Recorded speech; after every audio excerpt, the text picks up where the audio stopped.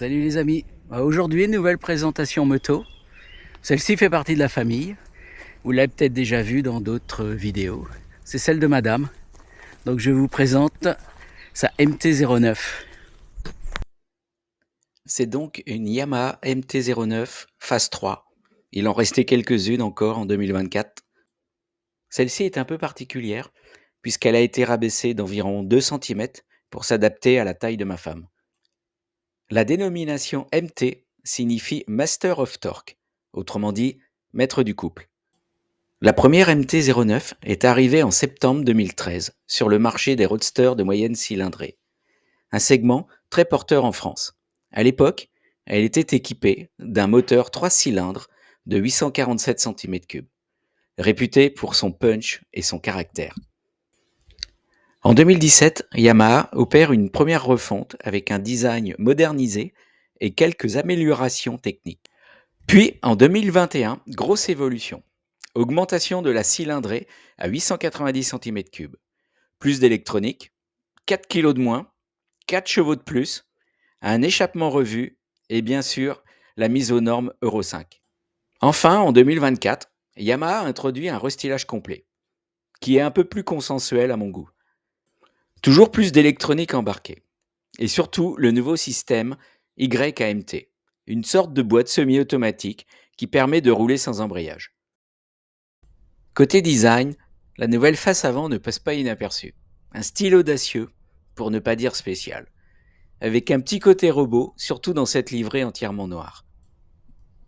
Côté partie cycle, nous avons une fourche inversée hydraulique de 41 mm, entièrement réglable, avec un débattement de 130 mm. Freinage avant, deux disques de 298 mm, montés en radial avec étrier 4 pistons. Pneus avant en 120 mm. Sous le réservoir, le 3 cylindres en ligne de 889 cm3 développe 119 chevaux survoltés. Le réservoir fait 14 litres.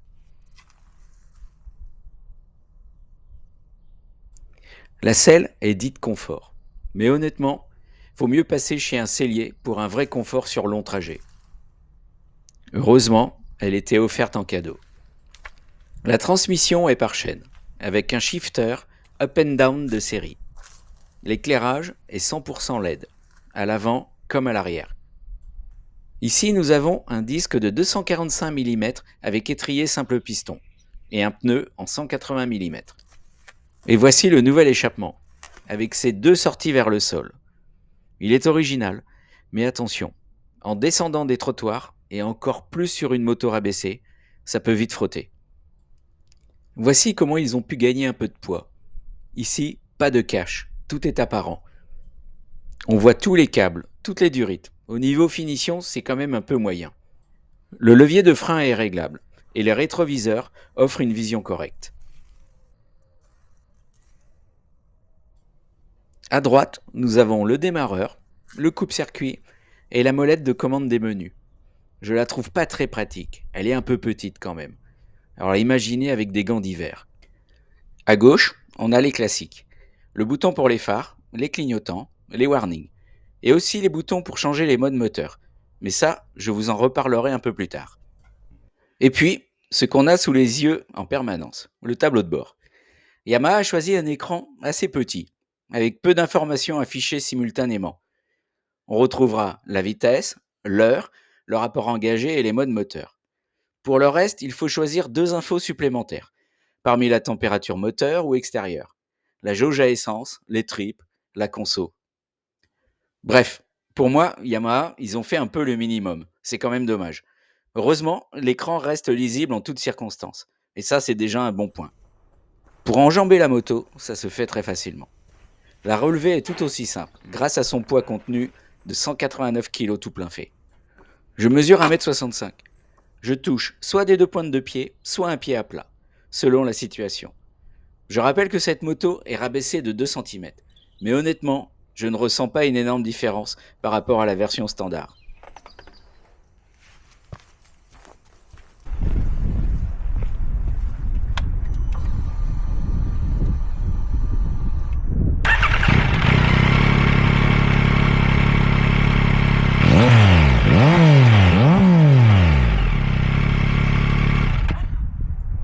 Côté son moteur, perso, je l'aime bien. Le 3 cylindres a toujours ce petit grain particulier. Par contre, ma femme n'est pas fan du tout. Et vous en pensez quoi? L'échappement est complètement intégré sous la moto. On aime ou on n'aime pas, c'est une question de goût. Mais attention, il faut être vigilant quand on descend des trottoirs, ou des passages un peu hauts. Et avec une moto rabaissée, le risque de frotter est encore plus présent. En ville, la légèreté de la MT-09 fait vraiment des merveilles. En deuxième vitesse, elle roule toute seule à environ 19 km/h. Le 3 cylindres est plutôt souple, et grâce aux deux premiers rapports un peu plus longs, il donne beaucoup moins d'à-coups que les anciennes versions. C'est un moteur qui offre un bon compromis, plus agréable qu'un bicylindre, même si ça reste un peu moins doux qu'un 4 cylindres. Côté chaleur, oui, le moteur chauffe, mais je trouve ça supportable, sauf si vous passez vos journées en ville. Dans le sud, là, ça peut vite devenir pénible. Son rayon de braquage est proche de celui d'une sportive, donc pour passer d'une ruelle à l'autre, ça va. Mais pour manœuvrer sur un trottoir, faire un demi-tour serré ou la rentrée dans mon garage, il faut souvent s'y reprendre à plusieurs fois. Ce qui aide bien aussi en ville, c'est sa position de conduite. Elle est assez droite. On n'est pas trop en appui sur les poignets et les prises d'infos se font hyper facilement. Ça rend la moto confortable et sécurisante au quotidien. Et pour moi, son point noir en ville, ça reste l'embrayage. Il est dur et son point de patinage est assez loin. Bonne nouvelle, sur le nouveau modèle, Yamaha a corrigé ce défaut.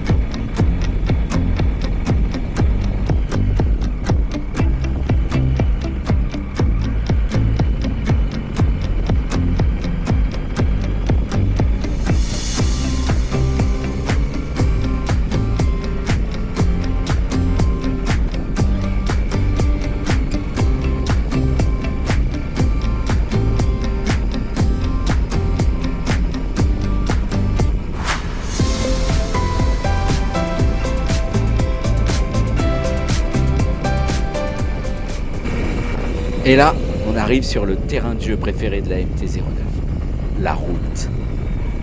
Ce moteur, c'est une folie. Il ne pousse pas, il t'explose à la figure. Il distribue des baffes. Il t'en met une première à 5000 tours, puis une deuxième bien plus violente à 7000 tours. Et ça continue sans faiblir jusqu'à 10 500 tours. Autant vous dire qu'à ce moment-là, c'est mes compétences qui trouvent rapidement leurs limites. Parce qu'elle ne veut pas s'arrêter. C'est une moto, c'est impossible de rester sérieux quand on monte dessus. J'ai essayé pas mal de machines, parfois bien plus puissantes, mais rarement avec un caractère aussi foudé les barrières. D'ailleurs, j'ai entendu un journaliste de Moto Magazine, il en teste pourtant des motos. Il qualifie ce moteur comme l'un des meilleurs de la production actuelle. Et franchement, je comprends pourquoi. Oui, il a moins d'allonge qu'un 4 cylindres. Mais en reprise à bas régime, il vous donne déjà des tonnes de sensations.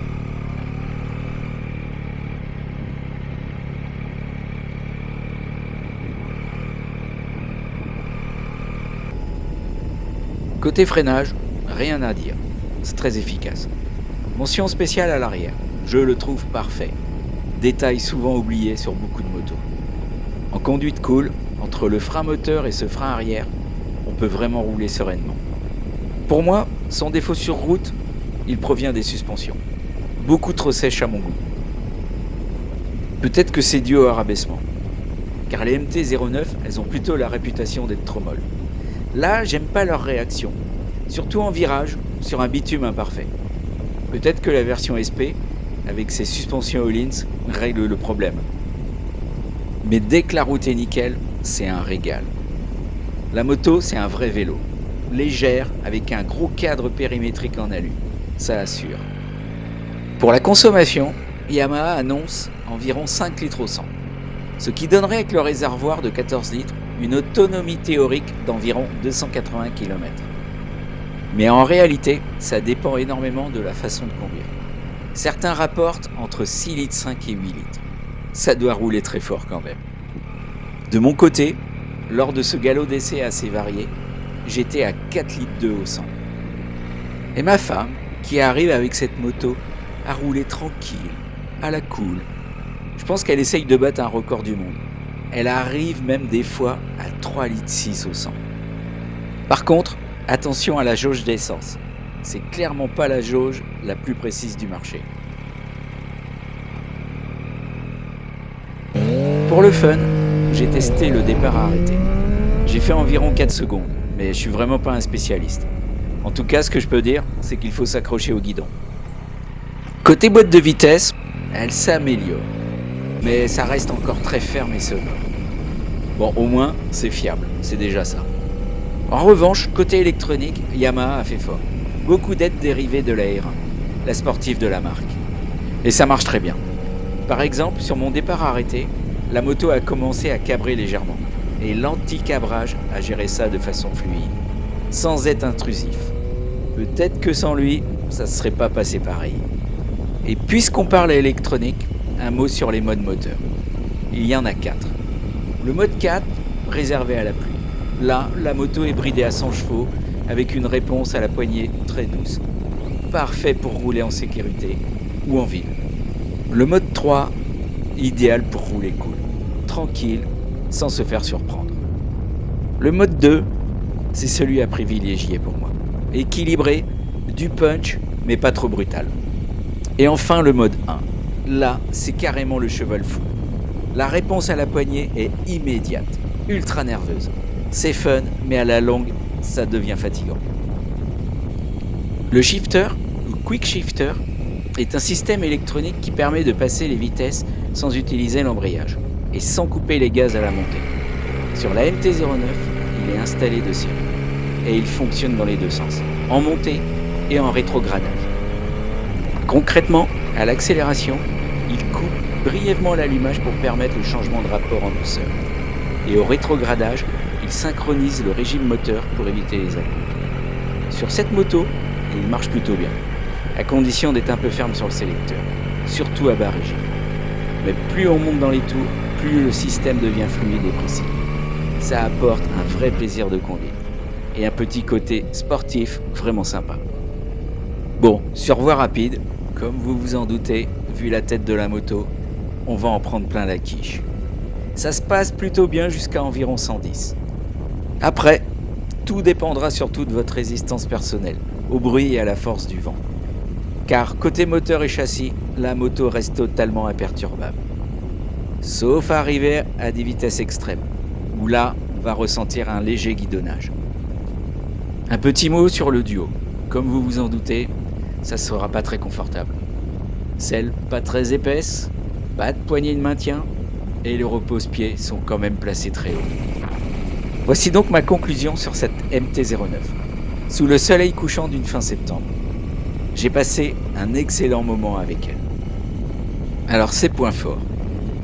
Le moteur, une vraie folie. Son poids, contenu et le rapport poids-puissance, excellent. L'électronique, bien pensée et non intrusive. Et le prix compétitif, à 10 500 €, une vraie machine à sensation. Et maintenant ses points faibles. En premier, il y a quand même son look. C'est bien spécial. Mais quand on est dessus, on le voit plus. Ensuite, il y a son écran, trop petit et limité. Et les suspensions, elles manquent de progressivité. À rabaisser seulement si c'est indispensable. Et ensuite, sa finition, qui reste moyenne, et pas vraiment au niveau de certaines concurrentes. Pour ma femme, ce n'était pas son premier choix après le permis A2. C'était même plutôt la dernière, à cause de son look un peu bizarre. Mais quand elle est montée dessus, elle s'est tout de suite sentie à l'aise, grâce à la légèreté et à la position de conduite. Elle retrouvait le même poids que sa CB500. Depuis, on part chaque été pour environ 4000 km de road trip en 15 jours. Donc oui, on peut voyager avec une MT-09. Merci d'avoir regardé cette vidéo jusqu'au bout, réalisée avec de petits moyens. N'hésitez pas à liker si elle vous a plu et à vous abonner pour soutenir la chaîne et ne rien rater des prochaines vidéos. Merci beaucoup.